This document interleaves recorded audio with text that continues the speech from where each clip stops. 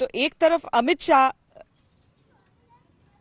जो नजर आते हैं कि अपना वोट डाला, उसके बाद वो मंदिर में दर्शन करने जाते हैं। आम आदमी पार्टी ये कोशिश जरूर कर रही है कि एक तीसरी ताकत के तौर पर उसे देखा जाए, लेकिन क्या वो शुरुआती बयान जो ब्रह्मा विष्णु महेश को लेकर आया था वो डेंट कर सकता है? मुझे नहीं लगता कि स्पेशली सेकंड फेज में आम आदमी पार्टी का इतना कोई वजूद है। सेकंड फेज में नहीं है क्योंकि आम आदमी का शुरुआती जो फोकस था वो हाँ। पूरा सौराष्ट्र कच्छ और सूरत इलाके में था। करेक्ट। उसका जो मुख्यमंत्री पद का चेहरा था वो भी पहले चरण में उसका मतदान हो चुका है। उसको उसके जो दो प्रमुख और चेहरे प्रदेश प्रमुख गोपाल इटालिया और अल्पेश कथिरिया, वो दोनों का चुनाव भी पहले चरण में खत्म हो चुका है। तो दूसरे फेज में ना तो आम आदमी पार्टी का कोई ज्यादा फोकस रहा है। आप अरविंद केजरीवाल और भगवंत मान ने जहां जहां भी चुनावी रैलियां और रोड शो किए, वही नजर डालोगे तो पता चलेगा कि उनका पूरा फोकस सौराष्ट्र कच्छ और सूरत पे था।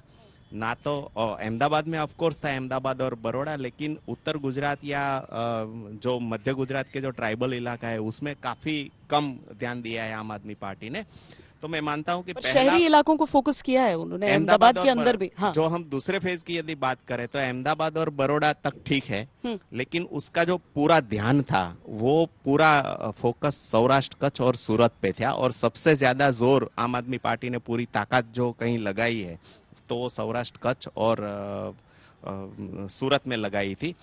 दूसरे फेज में आम आदमी पार्टी इतना डिसाइसिव रोल प्ले नहीं करेगी जहां तक मैं मानता हूं, क्योंकि ना तो उसके कोई बड़े कैंडिडेट है, और जहां उत्तर गुजरात की बात है, हमने पास्ट में भी देखा है कि यहाँ पार्टी के नैरेटिव के अलावा एक जातिगत समीकरण है, वो अहम रोल प्ले करता है। चाहे वो बनासकांठा हो, पाटन हो, हिम्मतनगर हो, गांधीनगर हो।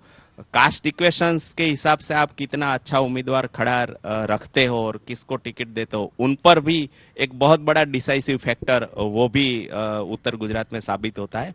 तो मैं मानता हूं कि आम आदमी पार्टी जो थर्ड फैक्टर की बात है, उनकी जो भी मतलब उनका जो रोल रहेगा वो बहुत हद तक सौराष्ट्र कच्छ और पहले फेज के चुनाव में रहेगा। आपको बाइपोलर ही दिख रहा है कॉन्टेस्ट, यहाँ बाइपोलर ही ज्यादातर दिखता है गुजरात के लिए। जी, जी। विनोद जी, एक पूरी कई पीढ़ियां बीत गई हैं जिन्होंने भारतीय जनता पार्टी को ही यहां पर देखा है, तो अगर वो कंपेयर करना भी चाहें तो वो कर नहीं सकते हैं। गुजरात के भीतर अगर वो देखते हैं कि वो क्या चाहते हैं, परिवर्तन चाहते हैं या नहीं चाहते हैं, और अगर चाहते हैं तो किस पैमाने पर वो चाह रहे हैं, तो ये एंटी इनकम्बेंसी जैसा शब्द क्या 27 साल के शासन पर भी फिट बैठता है?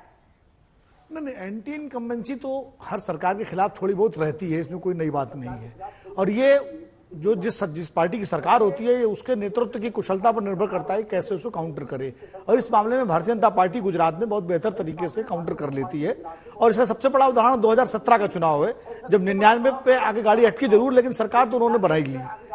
महत्वपूर्ण बात यह है कि गुजरात में इस बार जैसे आम आदमी पार्टी उतरी मैदान में, तो उसने शुरू में तो उन इलाकों में कोशिश की जहां कांग्रेस का आधार माना जाता है, ट्राइबल बेल्ट में और बाकी जगह जहां के बारे में भी बता रहे थे। उसके बाद धीरे धीरे आम आदमी पार्टी एकदम से अपने को भारतीय जनता पार्टी के विकल्प के रूप में पेश करने के लिए उसने वही सारा नैरेटिव बनाना शुरू किया जो बीजेपी बनाती है, जैसे हिंदुत्व का नैरेटिव।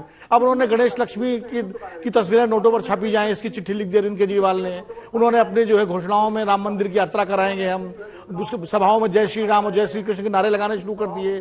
बिल्किस बानो पर एकदम चुप रहे वो। तो कुल मिलाकर के जब वो बीजेपी की एक दूसरी कॉपी बनने की कोशिश की, तो जाहिर है जो हिंदुत्व का वोटर होगा, जो हिंदुत्व पे वोट देता है, तो वो फिर जब असली सामान बाजार में मौजूद है, जो बीजेपी जो असली हिंदुत्व की पार्टी है, तो वो नकली पर क्यों जाएगा या उसकी कॉपी पे क्यों जाएगा। और जो कांग्रेस का वोटर है, जो कांग्रेस के उससे असफलताओं से विफलताओं से निराश या दुखी है और आम आदमी पार्टी की तरफ जाना चाह रहा था, तो जब आप वापस बीजेपी की ट्रू कॉपी बनने लगे तो कहीं कहीं वो भी ठिठका। इसका फायदा, जैसा भी हमारे आपके पैनलिस्ट बता रहे थे कि जो साइलेंट कैंपेन कांग्रेस का चल रहा था, उसका फायदा हो सकता है कुछ जगह पर कांग्रेस को मिल सकता है अगर उनके कैंपेन उनका ठीक रहा। तो आम आदमी पार्टी की समस्या ये रही कि वो या देश में कहीं भी जाओ लोग उमड़ पड़ते हैं। जब यूपी में आप देखते हो, यूपी का इलेक्शन होता है, लोकसभा का इलेक्शन होता है, तो मोदी साहब का वहां भी रोड शो होता है, तो वहां भी लाखों लाखों लोग उमड़ पड़ते हैं।